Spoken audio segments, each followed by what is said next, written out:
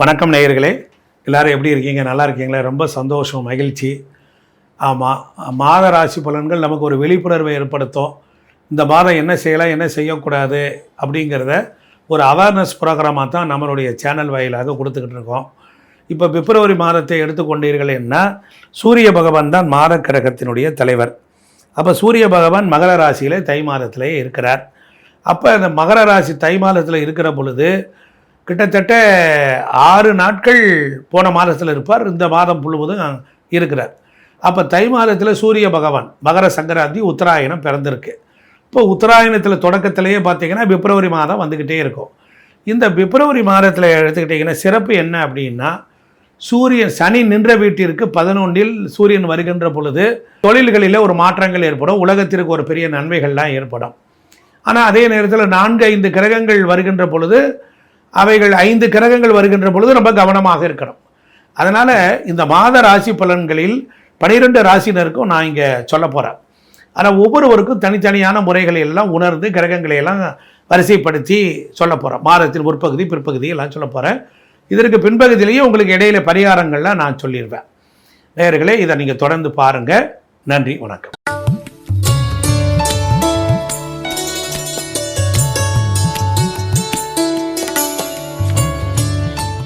ஸ்ரீ குருப்யோ நமக. ஹரி ஓம். ஸ்ரீ மாத்ரே நமக. அகத்தீசாய நமக. உலகெங்கும் இருக்கக்கூடிய மகர ராசி அன்பர்களுக்கு இனிய காலை வணக்கம். 2026 பிப்ரவரி மாதம் மாத ராசி பலன்கள். இதெல்லாம் மாதாந்திர கோள்கள் அடிப்படையாக வைத்துக்கொண்டு இந்த மாதம் ஒரு 15 நாளுக்கு முன்னே என்ன நடக்கும், பின்ன என்ன நடக்கும் அப்படின்னு ஒரு விழிப்புணர்வு, மன சந்தோஷத்தையும் சாந்தியையும் நமக்கு தரும். அப்போ மகர ராசியில் பிறந்தவர்களுக்கு இந்த மாதம் அவ்வளவு சாதகமாக இருக்காது. என்னையா ஆரம்பத்திலே வாங்க, உள்ளதைத்தான் சொல்கிறோம். கசப்புனா அதான் நோயை போக்குது. மாத தொடக்கத்தில் சூரியன் மற்றும் செவ்வாய் போன்ற அக்னி கிரகங்கள் உங்கள் முதல் வீட்டிலேயே இருக்கும், உங்கள் ஜென்மத்திலே இருக்கும். இப்போ நெருப்புக்கிட்ட உட்காந்துருக்கும் போது குளிர்ச்சியாக இருக்கும், இருக்காது. உங்கள் ராசிக்கு அட்டமாதிபதி ஜென்மத்தில் வந்து உட்காரும் பொழுது எப்படி இருக்கும், ரொம்ப கசப்பாக தான் இருக்கும். அதோடு 2 மென்மையான கிரகங்களான புதன் மற்றும் சுக்கிரனும் உங்களுக்கு கோபத்தை அதிகரிக்கும். சிறிய விஷயங்களுக்கு கூட நீங்கள் கோபப்படுவீர்கள். பேச்சே கோபமாக தான் இருக்கும், அப்படியே ஒரு மாதிரி கொப்பளிக்கிற மாதிரியே இருக்கும். ராகு 2வது வீட்டிலும், சனி 3வது வீட்டிலும், குரு 6வது வீட்டிலும், கேது 8வது வீட்டிலும் மாதம் முழுவதும் அங்கே தான் இருக்காங்க.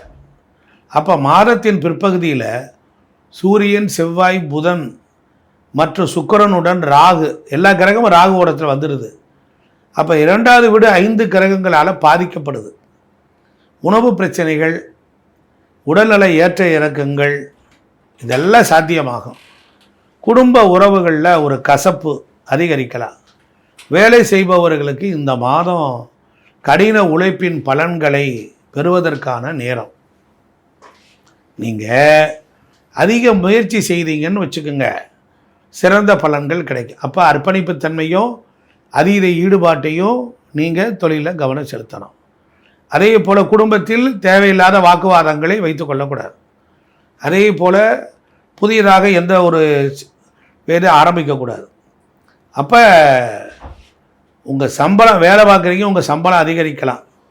அதே நேரத்தில் வியாபாரத்தில் இருப்பீங்கன்னு வச்சுக்கோங்க, தேவையில்லாத சில சவால்களை எதிர்கொள்ள வேண்டியது வரும்.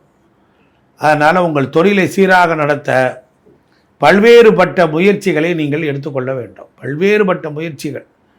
அப்போ மனசில் ஒரு தேவையில்லாத அச்சங்களை வரும். மாணவர்களுக்கு ஒரு நல்ல கடின உழைப்பின் மூலம் வெற்றியை பெறலாம்.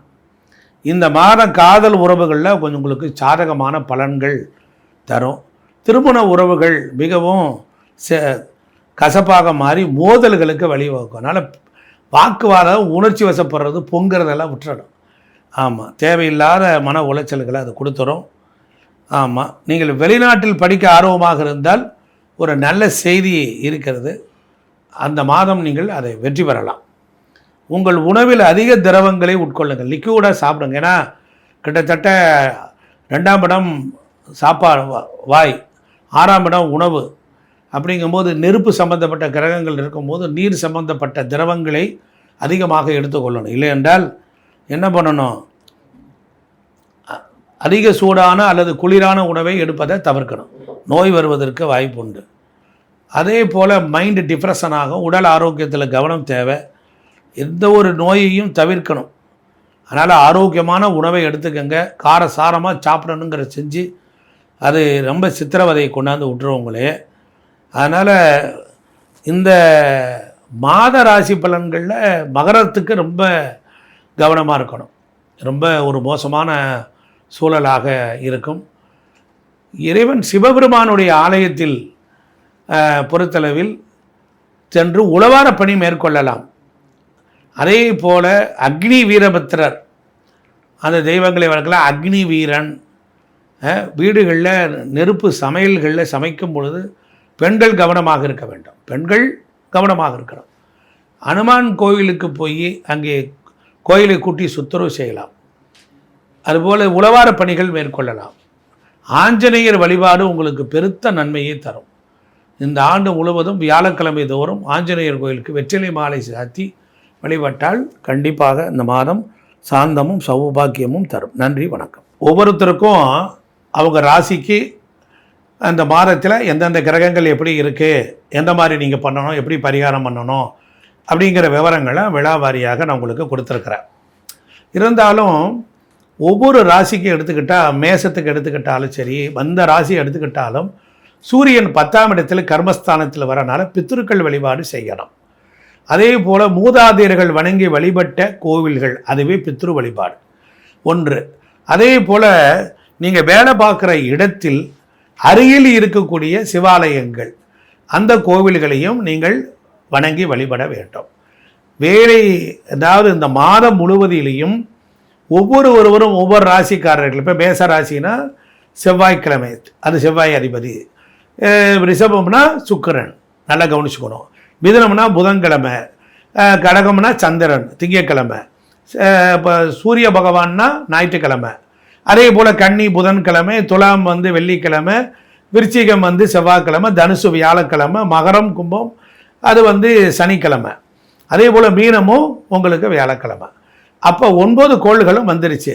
அந்த ஓரையில் வேலை செய்கிற நேரத்தில் நீங்கள் ஒரு விளக்கேற்றி வழிபடலாம். நல்லா கவனிச்சுக்கணும். அதே போல் ஒவ்வொரு கடைகளிலும் வியாபாரத்திலும் படிக்கிற இடங்கள் எங்கே இருந்தாலும் ஒரு விளக்கை ஏற்றுங்க. அதுவே ஜோதியாக மாறும்.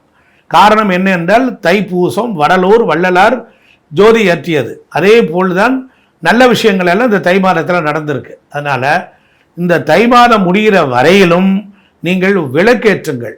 விளக்கை ஏற்ற ஏற்ற உங்கள் வேதனைகள் எல்லாம் மாறும். தொடர்ந்து ஒவ்வொருத்தருக்கும் கொடுத்துருக்கிற பரிகாரத்தையும் நீங்கள் செய்து கொண்டு வாருங்கள். அந்த ஹோரை அப்படிங்கிற நேரத்தில் உங்களுடைய இதை செய்யும் போது கண்டிப்பாக நல்ல மாற்றங்கள் உண்டாகும். நன்றி, வணக்கம்.